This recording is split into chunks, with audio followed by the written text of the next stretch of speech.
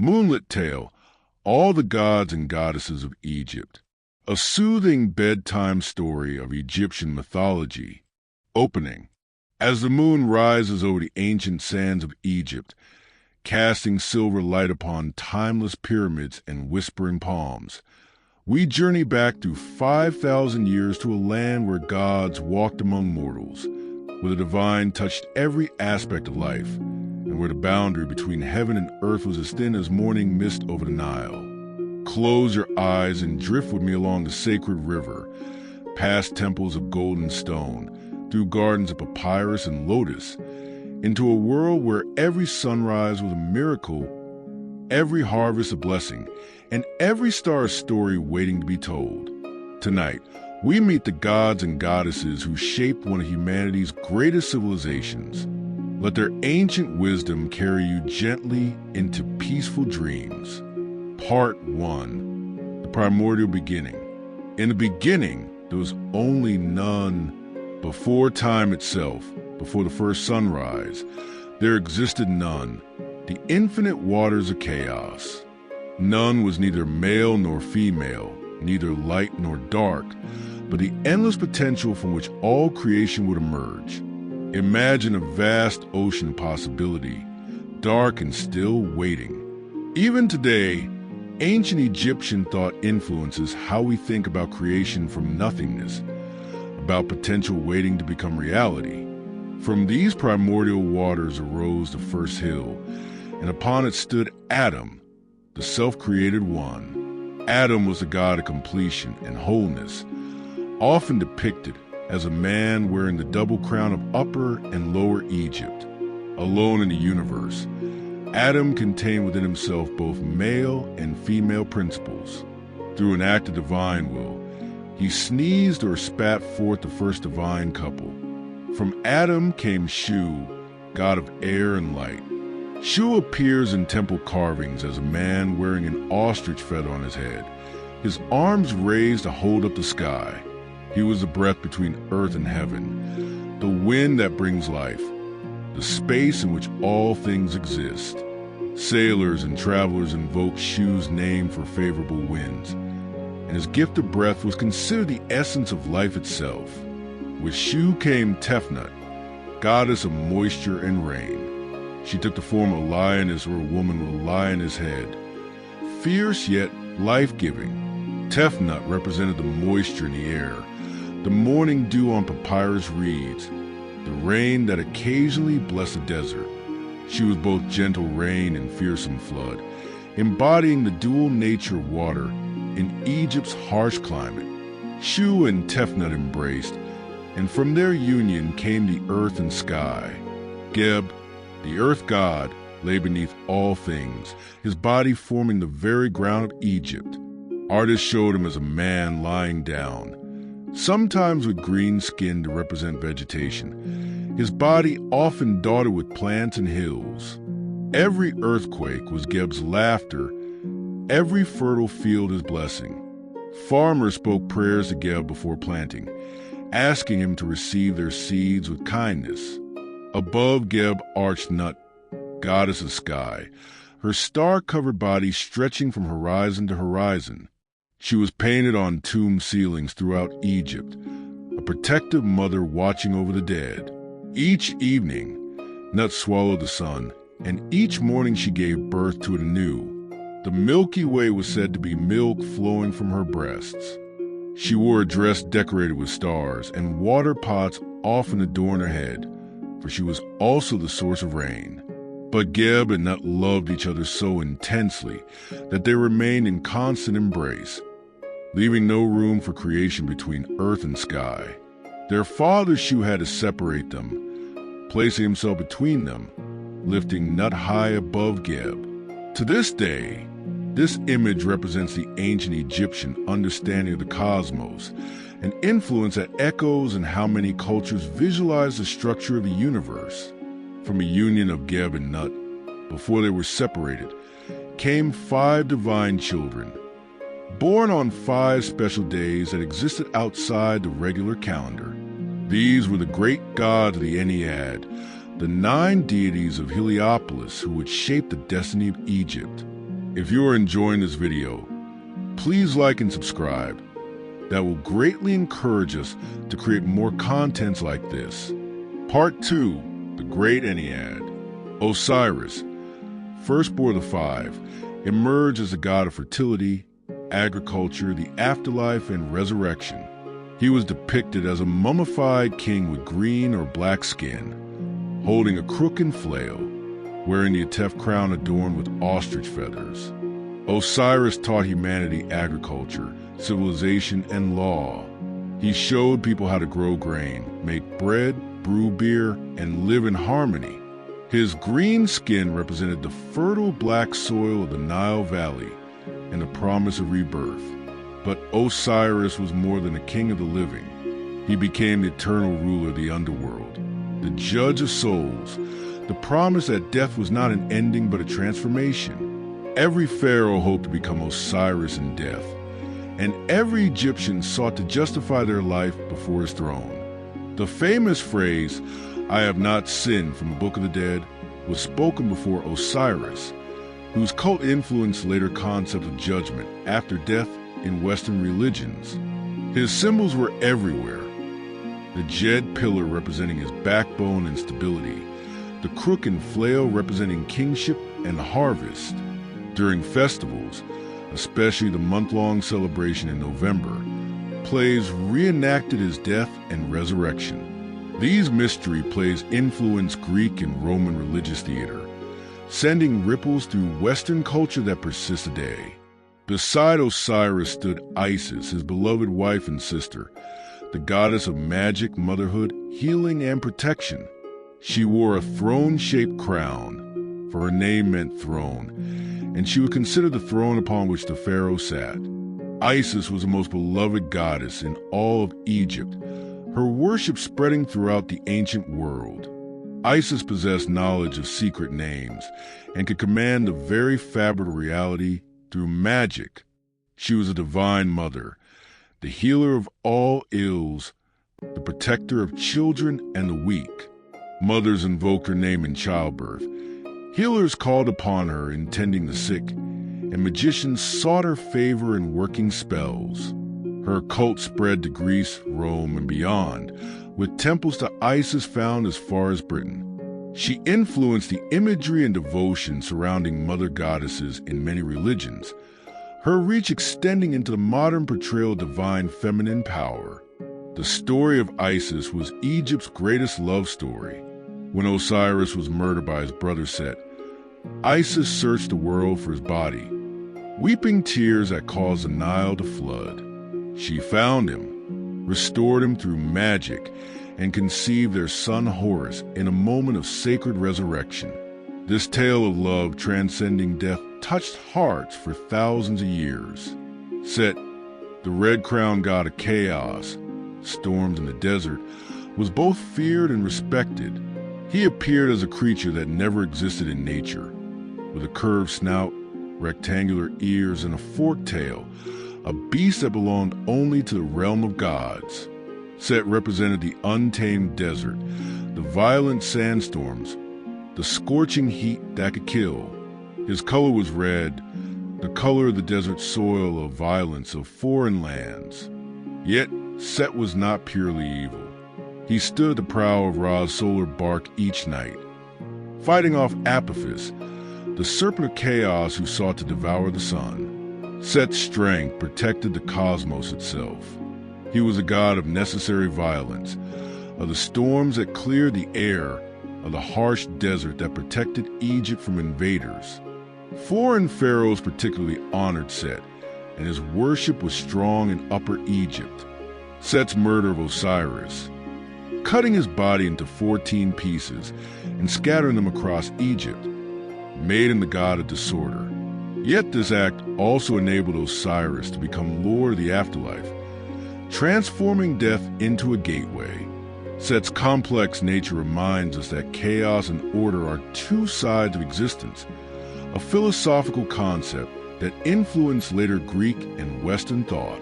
Nephthys, sister of Isis and Osiris, wife of Set, was the goddess of mourning, night childbirth, and protection of the dead. She appeared as a woman with a house and basket on her head, her name meaning Lady of the House. While less prominent than Isis, Nephthys was equally important in funerary rites.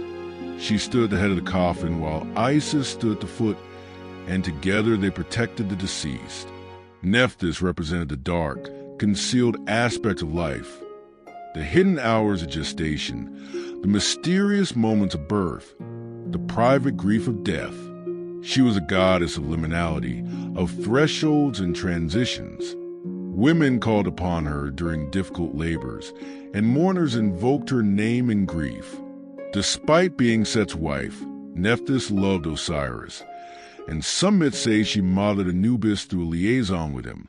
She helped Isis search for Osiris's scattered body, her loyalty to her sister transcending her marriage to Set.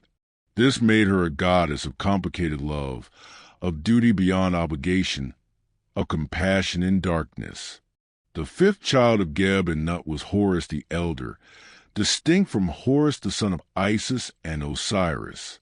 Horus the Elder was a sky god, his eyes the sun and moon, his speckled feathers the stars. He was a divine falcon whose wings spanned the heavens, a god of kingship and the horizon. But the Horus most beloved in Egypt was Horus the Younger, son of Isis and Osiris, the falcon-headed god of kingship, the sky and divine order. Every pharaoh was a living Horus, embodying the god on earth. Horus's eye, the Wadjet, became Egypt's most powerful protective symbol, worn as amulets by everyone from peasants to kings. The eye of Horus appears in modern culture constantly, in jewelry, tattoos, corporate logos, often without people knowing its ancient protective meaning. Horus's battle with Set for the throne of Egypt was an epic that lasted 80 years. They fought as hippopotamuses in the Nile, as men in the desert, through contests of strength and cunning. Finally, the gods judged in Horus's favor. Set's chaos was necessary but could not rule. Horus's order would govern Egypt. This myth established the principle that legitimate rule came through divine right and proper succession, an idea that echoed to millennia of monarchy worldwide. Horus was worshipped in many forms. Horus of the horizon, Horus the Avenger, Horus in the nest. His temples at Edfu and Hierakonpolis were among Egypt's greatest.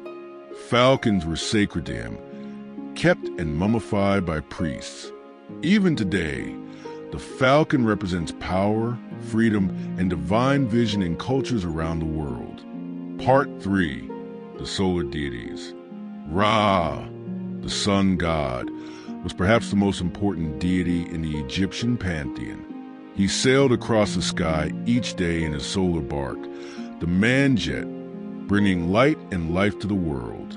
At night, he traveled through the underworld in another boat, the Mesektet, battling the forces of chaos to emerge victorious each dawn. Ra appeared with the head of a falcon crowned with the sun disk, encircled by a cobra, but he took many forms throughout the day. Khepri at dawn, the scarab beetle rolling the sun into the sky as scarabs roll their dung balls. Ra himself at noon in full glory. Adam at dusk, the elderly form of the sun descending into night. This triple nature represented the eternal cycle of birth, maturity, and death, leading to rebirth. Ra's power was absolute. He created humanity from his tears. His eye became a goddess in its own right.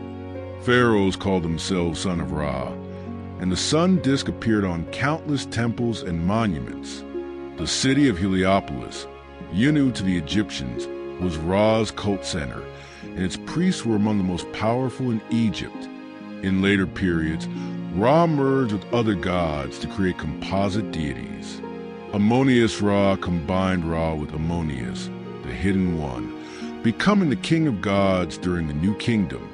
This syncretism showed how Egyptian religion evolved, adapting and incorporating new ideas while maintaining ancient truths. Hathor, the goddess of love, beauty, music, dancing, and motherhood, was among the most beloved deities. She appeared as a cow, as a woman with cow's ears, or as a woman with a headdress of cow horns holding the sun disk. Hathor's name meant house of Horus, for she was sometimes seen as a mother or wife of Horus, the sky in which the sun dwelled. Hathor was joy incarnate. Her temples rang with music and sistrum rattles. Her festivals were celebrations of life and love. Women invoked her for beauty and love, for successful childbirth, for abundance. She was a goddess of the sycamore tree, offering shade and sustenance. She welcomed the dead to the afterlife with bread and water, comforting them as they began their journey. But Hathor had a fierce aspect too. As Sekhmet, the lioness goddess of war and healing, she nearly destroyed humanity when Ra sent her to punish human rebellion, only by tricking her into drinking beer dyed red to look like blood did the gods save humanity. This myth was reenacted yearly at the Festival of Drunkenness, a wild celebration where participants drank to excess in sacred revelry. Hathor's influence spread throughout the ancient world. Greek sailors identified her with Aphrodite. Her symbols, the Manat necklace, the sistrum rattle, were used in rituals across the Mediterranean. Today, her image of divine feminine power, sensuality combined with nurturing strength, continues to inspire.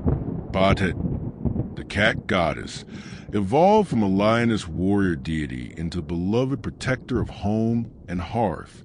She was depicted as a cat or a woman with a cat's head, often holding a sistrum and wearing an aegis. Batet represented protection, fertility, music, and dance, but also the sun's life-giving warmth. Cats were sacred to Batet.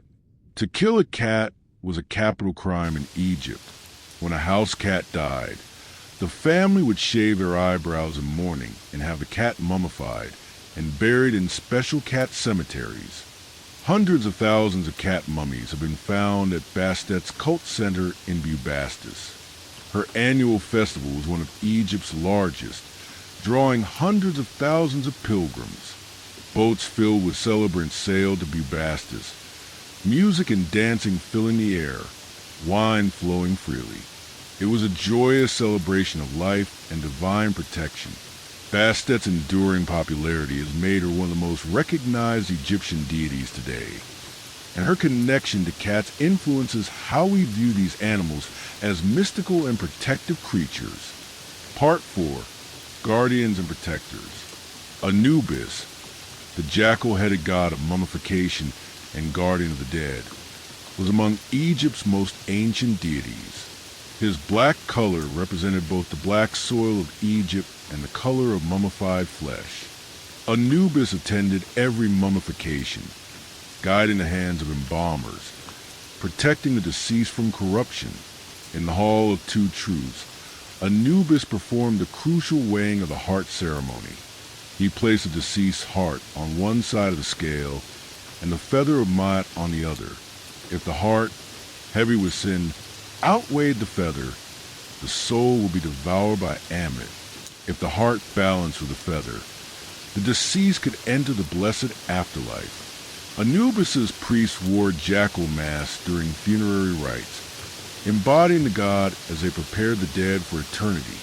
His cult was centered in Sinopolis, city of dogs. Even today, the image of Anubis remains powerful in popular culture, representing the mysterious guardianship of death and the afterlife. Thoth, the ibis-headed god of wisdom, writing, magic, and the moon, was a scribe of the gods and the inventor of hieroglyphs. He appeared as an ibis, as a baboon, or as a man with an ibis head, often holding a writing palette and reed pen.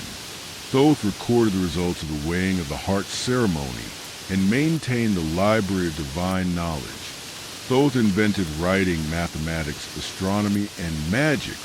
He was a mediator between good and evil, maintaining universal balance. The Greeks identified him with Hermes, creating Hermes Trismegistus, thrice great Hermes, whose supposed writings influenced medieval magic and alchemy.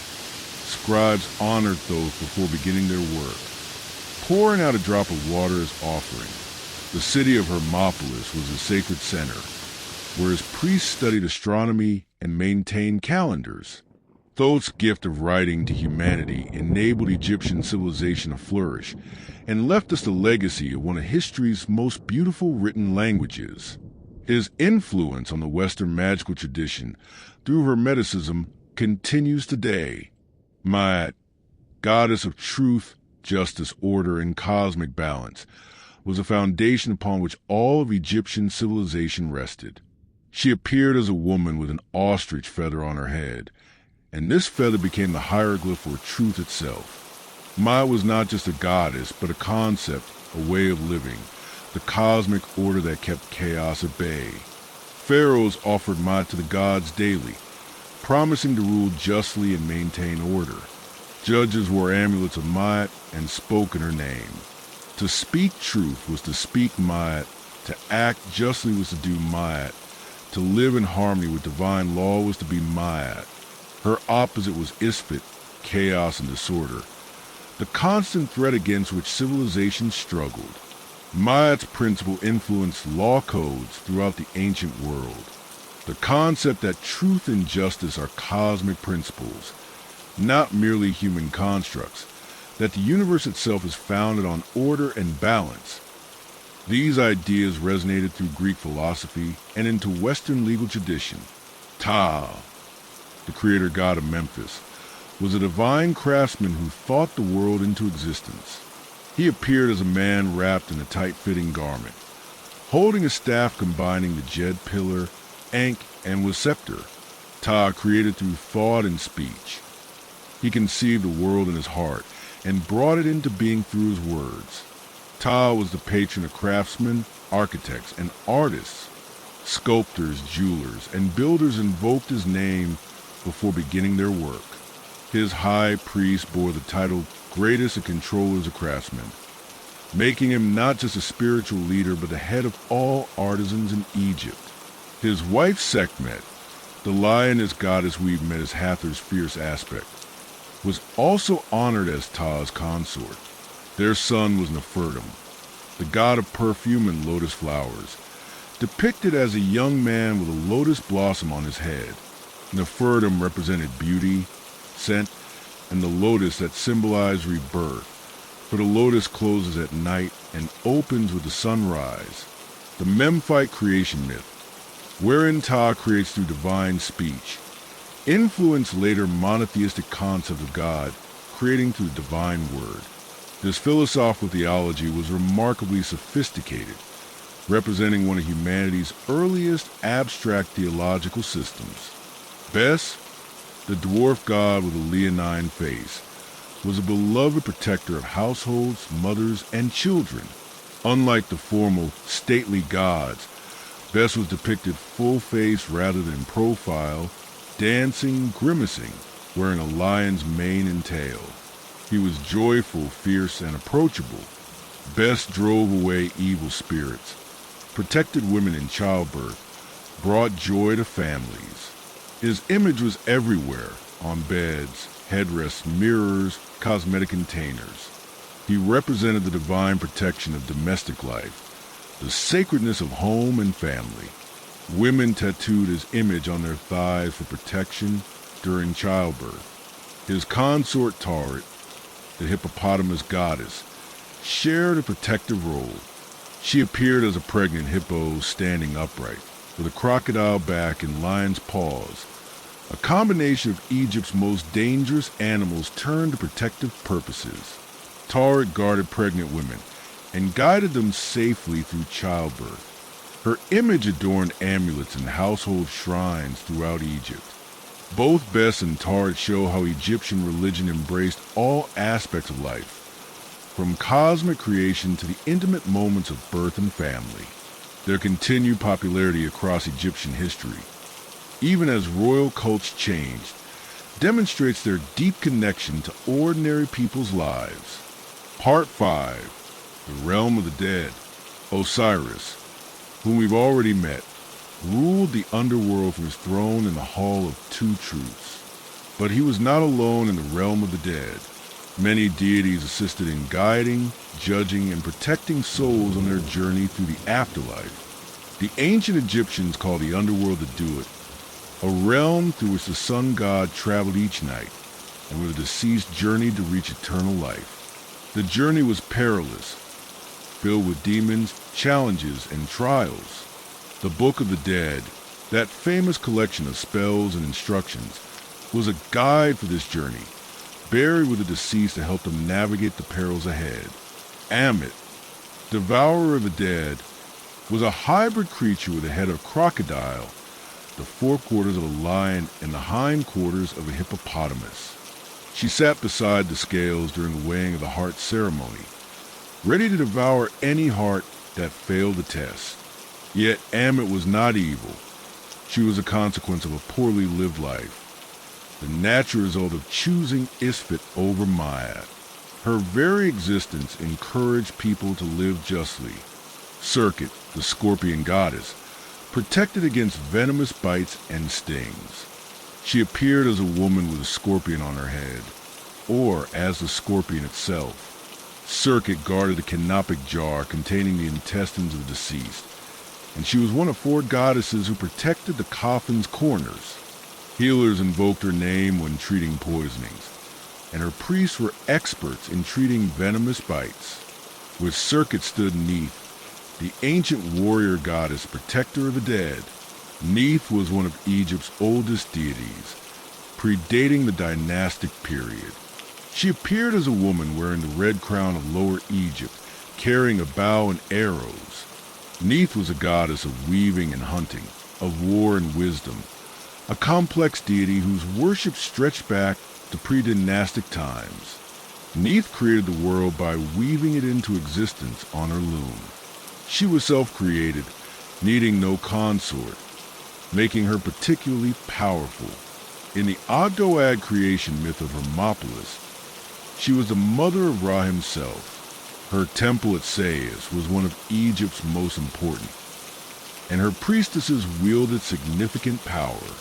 The Greeks identified her with Athena.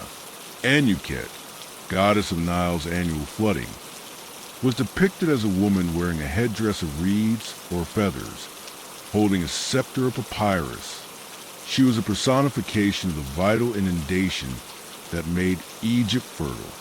With her husband Khnum and their daughter Sat, she formed the Elephantine Triad, worshipped in southern Egypt where the Nile's flood began. During the flood season, people threw precious offerings, coins, gold, jewelry into the Nile to honor Anuket and ensure a successful inundation. Her festival was a time of celebration, for the flood meant another year of life and prosperity for Egypt.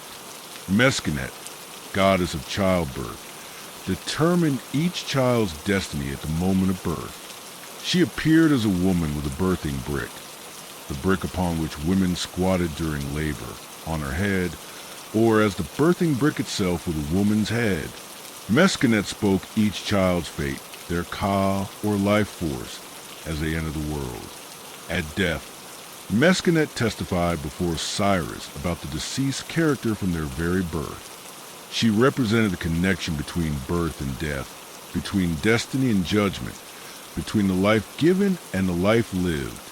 Shed, the savior, was a god of protection against dangerous animals and misfortune.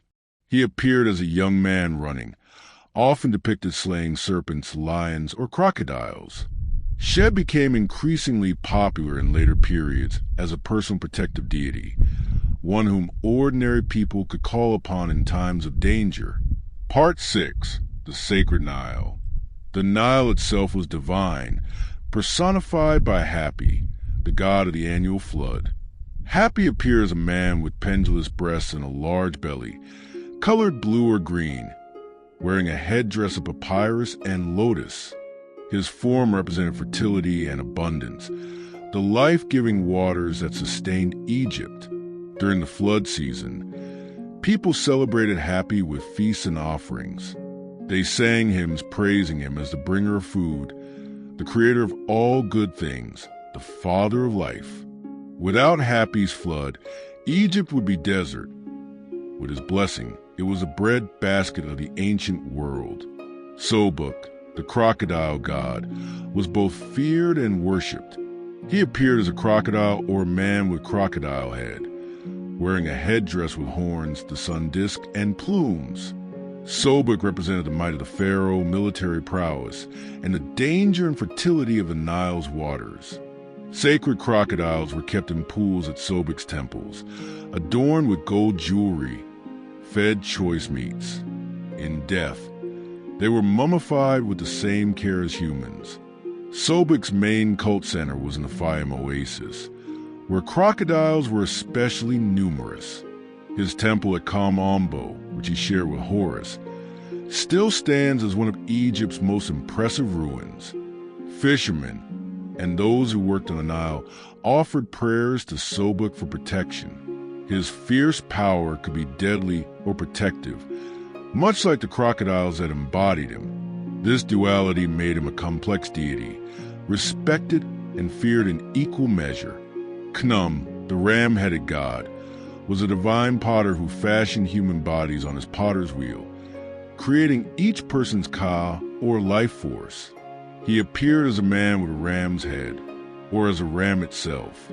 Khnum controlled the Nile sources, the yearly flood, and all water that flowed to Egypt.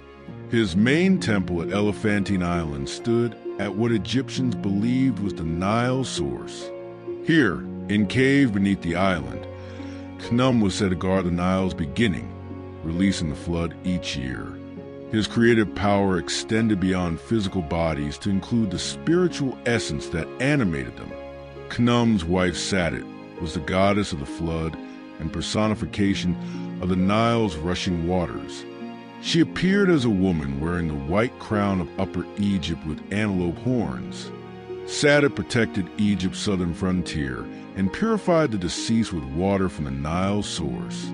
Their daughter Anuket, goddess of the Cataract region, completed their triad. Together, they controlled the most vital aspect of Egyptian life, the Nile's waters and the annual flood that sustained civilization. Hapi should not be confused with Hapi.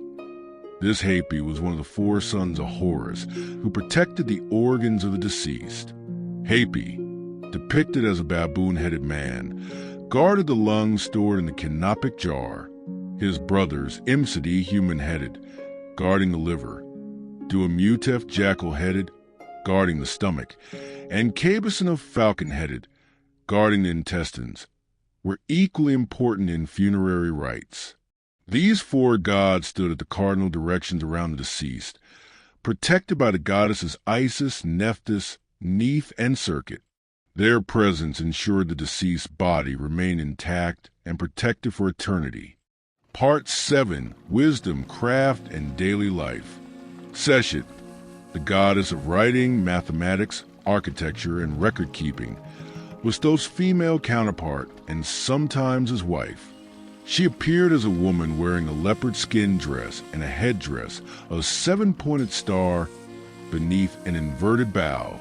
Seshet recorded the years of each pharaoh's reign, calculated the temple dimensions, and kept the library of the gods. In the ritual stretching of the cord, Seshet helped the pharaoh mark out the boundaries of new temples using astronomy and sacred geometry. She was patron of libraries in the House of Life, where ancient Egypt's texts were copied and preserved. Scribes honored both Seshet and Thoth, recognizing the divine nature of written knowledge. Hu and Sia, personifications of divine utterance and divine perception, attended Ra's solar bark, who was the spoken word that made creation possible, while Sia was a perception and understanding that gave that word meaning. Together, they represented how divine thought became reality, a deeply philosophical concept for such an ancient civilization. Heka, the god of magic and medicine, was among the oldest of Egyptian deities. Magic, Heka, was not supernatural to the Egyptians, but a natural force like gravity, a power woven into creation itself that could be harnessed through knowledge and will. Heka was this power personified, depicted as a man holding two entwined serpents.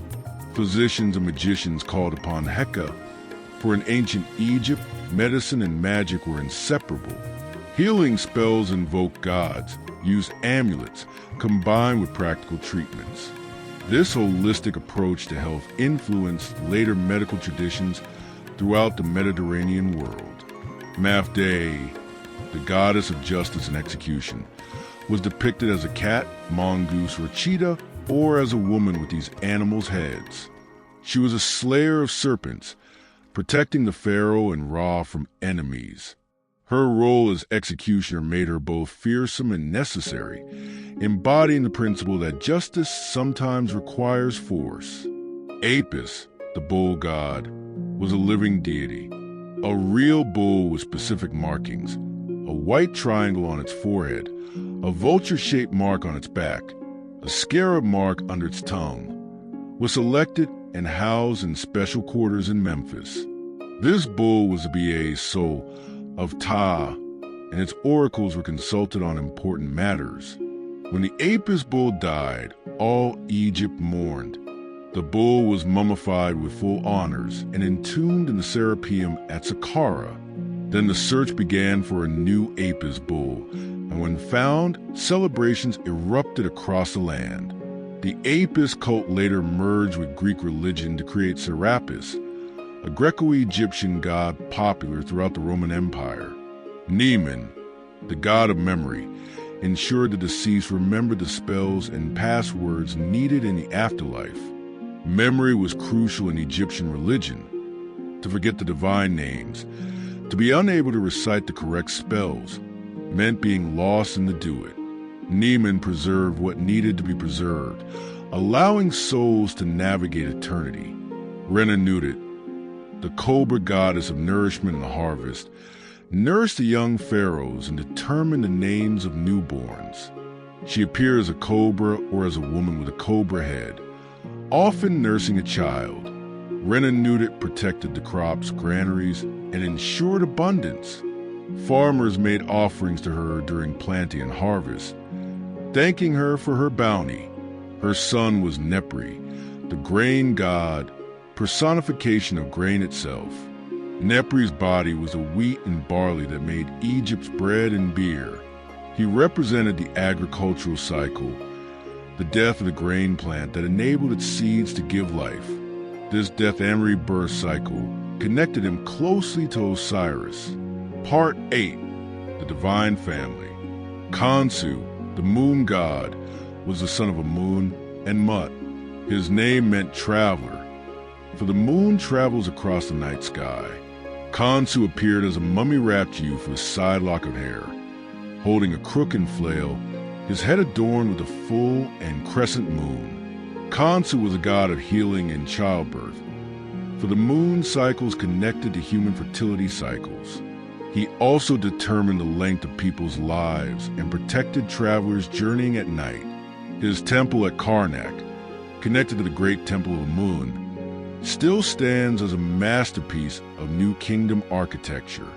Mut, the mother, was the wife of Amun and queen of the gods during the New Kingdom. She appeared as a woman wearing the double crown of Egypt, or as a vulture, or as a lioness. Mut absorbed the attributes of many goddesses, becoming the great mother goddess who gave birth to all things. Her sacred lake at Karnak was shaped like a crescent moon, and hundreds of statues of Sekhmet stood in her temple complex.